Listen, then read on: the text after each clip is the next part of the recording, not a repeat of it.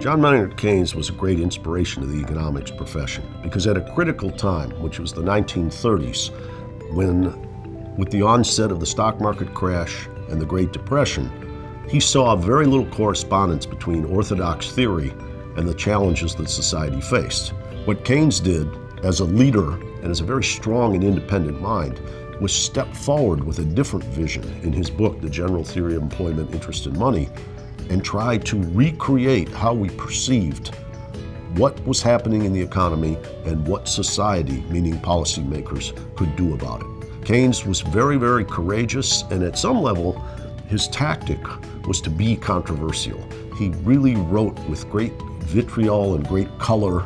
and criticized people, including Alfred Marshall, who had been one of his great teachers, not because of lack of affection, but because he was trying to shake us out of the habits of mind that Marshall had ingrained in generations of economists. I think Keynes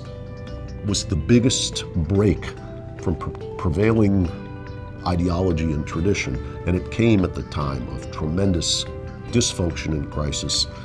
In the 1930s, as the British economy and the world economy was heading into the Depression, he is the person who most powerfully articulated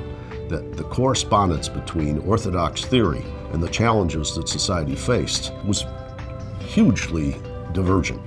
And what you see in Keynes is a man who had the courage and the energy to step forward and construct a new vision that much better explained the reality that was underfoot. When we look forward to the current period, Keynes is a beacon. It's kind of a call to action at this point in time when our theories have failed us so much. But more important than the literal things that he said, because the economic structure is so different today, it's the example he set of courage and vitality and imagination stepping forward in a crisis is exactly what we're looking for and hoping to inspire. That's why INET is launching its conference, not to validate Keynesian theory, but it's launching at King's College in Cambridge in order to invigorate